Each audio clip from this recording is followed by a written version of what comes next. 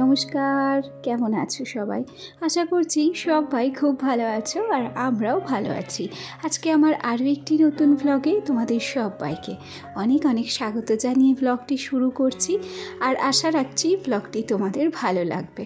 প্রত্যেক দিনই কোথা থেকে যে ভ্লগ শুরু করি সেটা বুঝে উঠতে পারি না। আজকে ঘুম থেকে উঠেই সোজা চলে এলাম এ ঘরের দিকে। আর এই যে আমার সযত্নে লালন পালন করা মানি প্ল্যান্টগুলো, এগুলোকে এখন নিজের সন্তানের মতনই দেখতে ইচ্ছে করে, জানো তো। প্রচণ্ড ভালোবেসে ফেলেছি। আগে যখন গাছ লাগাতে জানতাম না, গাছের পরিচর্যা করতে জানতাম না, তখন এদের যে কী মায়া সেটা বুঝতে পারতাম না। এখন যত দিন যাচ্ছে ততই যেন এদের উপরে মায়ায় জড়িয়ে যাচ্ছি, জানো তো। সকাল সকাল সেই জন্য আমার ওই ছোট্ট বাচ্চাগুলোকে জল টল খাইয়ে সোজা চলে এলাম এই ঘরটাতে এসে প্রত্যেক দিনের মতনই একটু দুধ চা বসিয়ে দিয়েছি। আজকে চায়ের পরিমাণটা যে কম ছিল সেটা বুঝতে পারিনি। চা ছিল একদম অল্প, সেই জন্য কৌটো ধরে পুরো চাটুকুই ঢেলে দিয়েছি। আর চায়ের যখন বলক ওঠে, ওই যে ফুটে ওঠে দেখছো, ওই বলক ওঠা দেখলে আমার যে কি আনন্দ লাগে। আসলে আমি তো চা প্রেমী, সেই জন্য চা ফুটতে দেখলে সত্যি মন থেকে একটা খুশি জেগে ওঠে। আর চা না হলে কিন্তু আমাদের মতো চা প্রেমীদের সকালটা শুরু হয়ই না, আর একটা পজিটিভ এনার্জিও আমরা পাই না।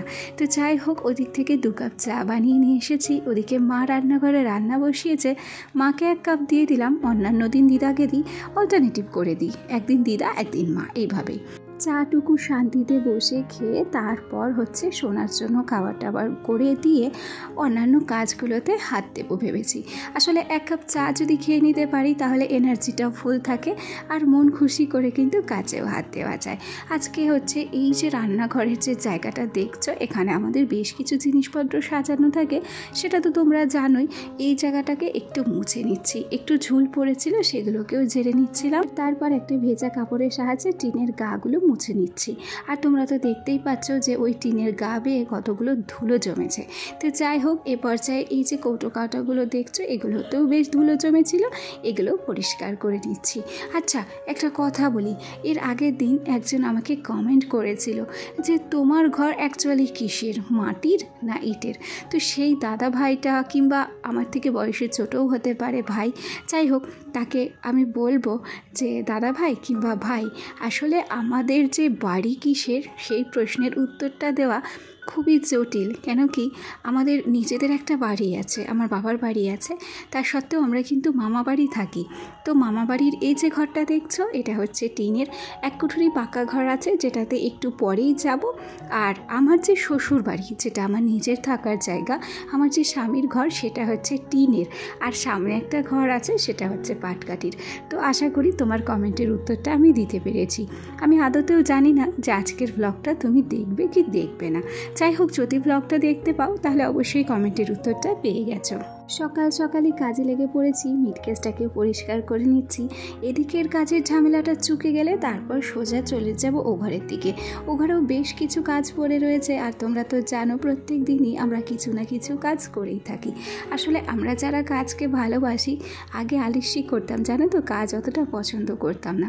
আগে যখন বড় ছিলাম, যখন বিয়ে হয়েছিল না, তখন এইভাবে যে ঘরটাকে পরিপাটি করে সাজাতে হবে, ঘরের কাজকর্মগুলো করতে হবে, সেটা ধারণাই করতে পারতাম না। সমস্ত কিছুই মায়ের উপরে ফেলে রাখতাম। আর এখন বুঝতে পারি যে সংসারের সব কাজ একা হাতে করাটা কতটা কষ্টকর। সেই সময় যখন মাকে কিংবা বাড়ির লোকজনকে বুঝতাম না যে তাদেরও কষ্ট হয়, তাদের কষ্টটাও অনুভব করতে পারতাম না।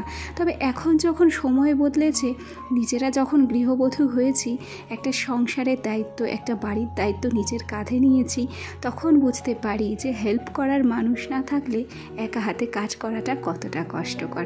সে কথা বলতে বলতে এদিক থেকে এ ঘরে চলে এসেছি। আর এসে দেখছি আমার বোন শুয়েছিল, সে এখনও বিছানাটাকে তোলেনি।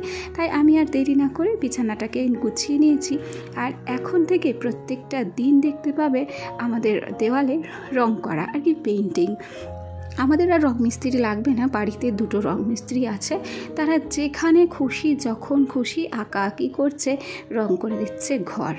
যাই হোক, রং মিস্ত্রি বলতে তোমরা সত্যি সত্যি রং মিস্ত্রি ভেবো না, আমার ছেলে আর আমার বোনের ছেলের কথাই বলছি। এখন নতুন নতুন চক দিয়ে দাগ টানা শিখছে, তো সেই জন্য সব জায়গায় দাগিয়ে দাগিয়ে বেরোচ্ছে। তো যাই হোক, ওদিক থেকে সাইকেলটাকেও আজকে বের করা হয়েছিল না, তাকেও একটু পরে বার করব ভেবেছি। আর এদিকে মিনি শোকেসের উপরে যে কাপড়টা পাতা ছিল সেটা নোংরা হয়েছিল। তোমাদেরকে অনেক দিন ধরেই বলছি এটা কাচবো, সেই যাই পটল ভাজি, যাই পটল ভাজি, পটলও আর ভাজা হয় না। তো আমারও অবস্থা ঠিক সেরকম হয়েছিল যে আজকে ধোবো কালকে ধোবো, এই কভারটা চেঞ্জ করবো হচ্ছিল না। আজকে ফাইনালি সুযোগ হয়ে গেছে, সেই জন্য আজকে হচ্ছে ওই কভারটাকে তুলে দিয়েছি কাচতে। আর এদিকে প্রচণ্ড রোদের মধ্যে দেখো আমাদের বাড়িতে কি হচ্ছে। আমাদের বাড়িতে হচ্ছে একটা জায়গাতে, ছায়া জায়গাতে অনেক থালা বাসন জোগাড় করা হয়েছে, সেগুলো মা আর বোন দুজনা মিলে ধুয়ে নিচ্ছে। আর এর আগের দিন বললাম না যে আমাদের বাড়ি থেকে অনেকে জল নিয়ে যায়, সেরকমই কাকি আজকেও দুপুরবেলা এসেছে জল নিতে। তবে এই তীব্র গরমে ছাড়া তো জলের লেয়ার অনেকটা নিচে নেমে গেছে।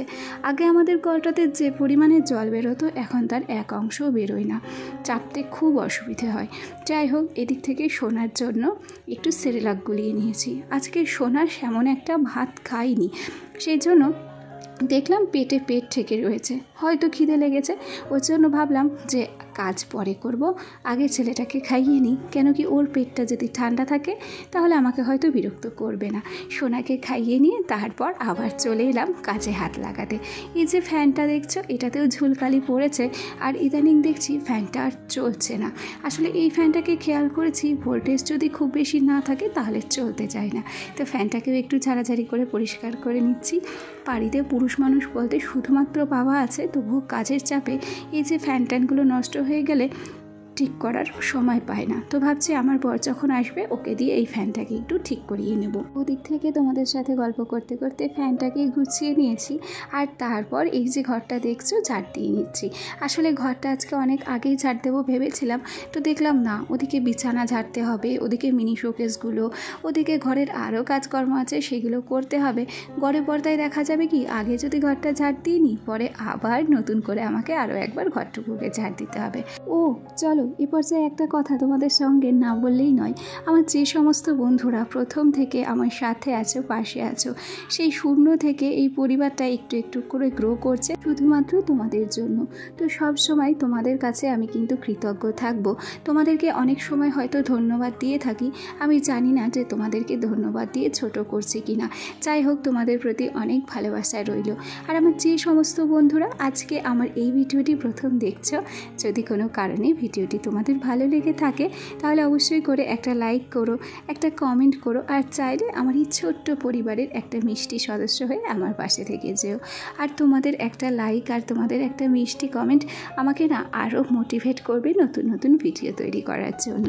আমরা মেয়েরা হচ্ছে মায়ের জাত, সেই জন্য শুরু থেকেই আমাদের মেয়েদের মনে দয়া, মায়া, ধৈর্য, সহ্য আর মায়ার বাঁধন, এগুলো কিন্তু ঈশ্বর দ্বারাই সৃষ্টি বা ঈশ্বরের প্রদত্ত দান। আমরা মেয়েরা জানো তো, মায়ের বাঁধনে পড়ে কোনো কাজকেই কিন্তু ভয় পাই না, কিংবা এই সংসারের সমস্ত কাজ একা হাতে করতে করতে কোনো সময় কষ্টকে কষ্ট বলে মনে করি না, বিরক্তি বোধও হই না।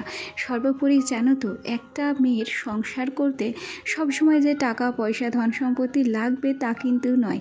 যদি স্বামীর সাপোর্ট থাকে তবে একটা মেয়ে কষ্ট করেই হোক আর যা করেই হোক তার সংসারটিকে কিন্তু অনেকটা আগলে রাখতে পারে, সুন্দর করে সাজিয়ে গুছিয়ে পরিপাটি করে রাখতে পারে।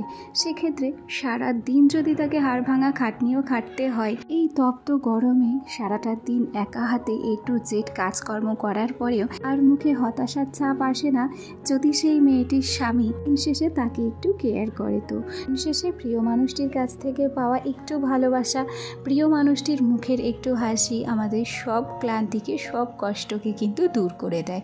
তো যাই হোক, কথা বলতে বলতে অনেক কথাই বলে ফেলেছি আর অনেক কাজকর্মও হয়ে গেছে। পর সোজাসুজি স্নান করে চলে এসেছি ঘরে, আর তারপর প্রত্যেক গৃহবধূরা যা করে স্বামীর মঙ্গল কামনায় একটু সিঁদুর পরে নিচ্ছি।